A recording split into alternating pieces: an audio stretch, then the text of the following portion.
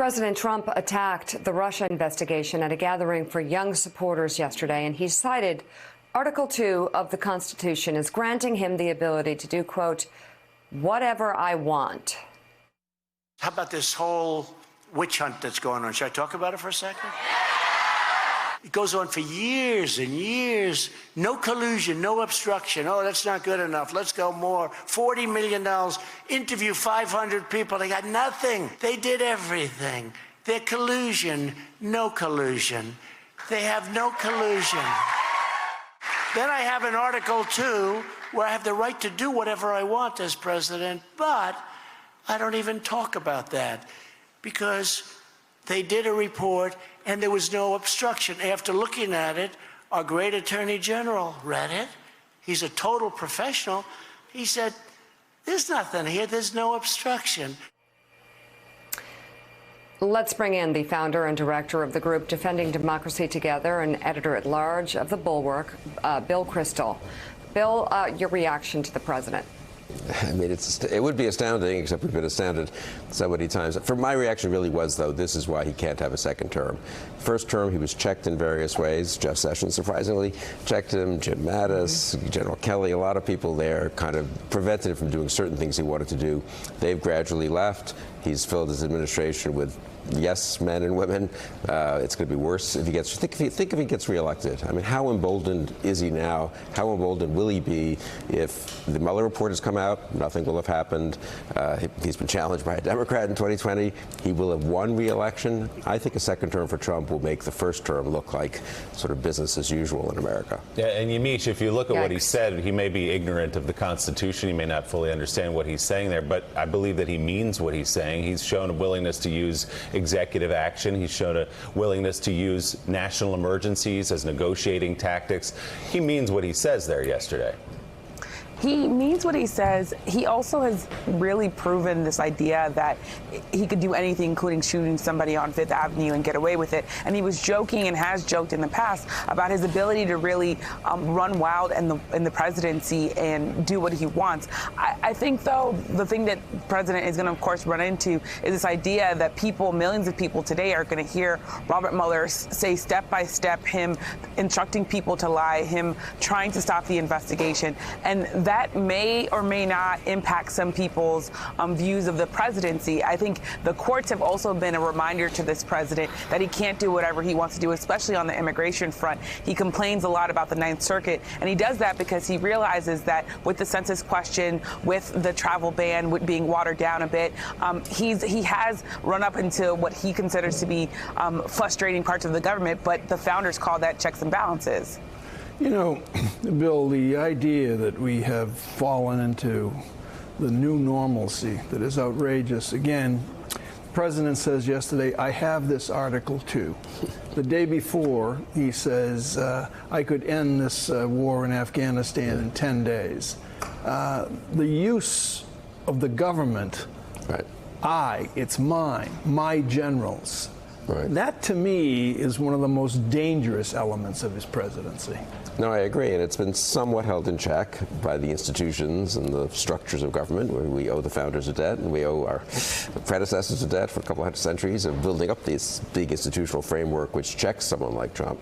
But again, once he's reelected, I think it's pretty hard for us to all say, well, you know, you can't, if he runs on this and gets reelected, he will have, as they say, a mandate to move ahead, and he certainly will think that way, and the Republican Party will be, not that it's a big check now, will be totally, pathetic in terms of standing up to him. I would say one thing just about the whole, what we're seeing today. I do think that we should mention Nancy Pelosi. She's been sort of, everyone's talked about Barr and Mueller and the members of Congress will be interrogating Mueller.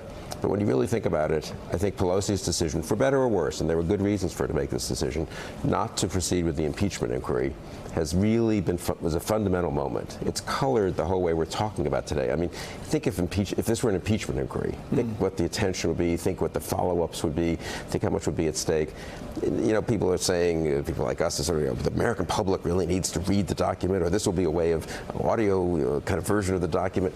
But why? I mean, if nothing's at stake, it's sort of more interesting details about how Trump, doesn't really follow the law, lies, sort of tries to obstruct justice and sometimes doesn't quite succeed.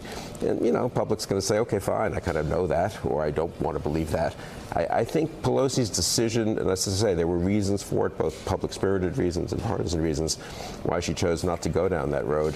That was a very fundamental moment after the Mueller report But Bill, came do you out. think this is a step on the road toward impeachment? In other words, if something comes out of this hearing, it gives Nancy Pelosi now the ammunition to move forward. The single biggest, the audience that's most important for this hearing is Nancy Pelosi. Yeah. If she decides, and if some of her senior members of the conference and the House decide, you know what, it really is appropriate to go ahead with impeachment hearings, then everything changes. Don McGahn, should he testify? Well, you get a little more detail, a little more color. But if there's no impeachment at stake, I mean, I think constitutionally, legally he should, but are people going to get worked up about it? If we're talking about a serious vote and people have to make up their mind, that's a very different situation, I think. So, Matt Miller, as we close this, I want to go back to Mueller today.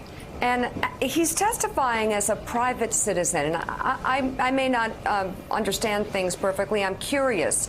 Does a private citizen have to adhere to parameters that the Justice Department gives him? Or does a private citizen have the right to speak his mind and say what he wants to say, what he feels he should say? He can do whatever he wants in this testimony. I don't know that that means that he will, but if he wants to go up and ignore the restrictions that the Justice Department has tried to impose on him, he's well within his rights to do so, in the same way that Sally Yates did when she testified before the Senate Judiciary Committee 2 years ago. The Justice Department had sent a similar, somewhat less aggressive, but a similar letter to her trying to box in her testimony, and she just ignored it because she thought it was important to go up and share what she'd seen about misconduct in the White House. Bob Mueller could do the same thing today, especially because, let's remember, he's not there voluntarily. He's there under subpoena. He has an obligation to answer the questions that he's asked by members of Congress. And, if you look at the letter that the Justice Department sent, all of the guardrails they've set around his testimony, the Attorney General Bill Barr has blown through all those guardrails in his own testimony and in his public statements. He has talked about his decision-making. He has talked about Mueller's decision-making. He has talked about the president's conduct and characterized it in ways that go beyond the findings of the report. So this idea that the Attorney General can make statements about the president that are misleading and make statements about the investigation that are misleading, but Bob Mueller can't go up and tell the truth about what he found, strikes me as a very dangerous position for the Department of Justice to take. So interesting. Matt Miller, Bill Kristol, thank you both. And still ahead, we continue to count down to Robert Mueller's highly anticipated congressional testimony with a packed show, including former acting director of the FBI, Andrew McCabe, and former acting Solicitor General, Niels Katyal. Also, presidential historian Michael Beschloss and MSNBC chief legal correspondent Ari Melber. You're watching Morning Joe. We'll be right back.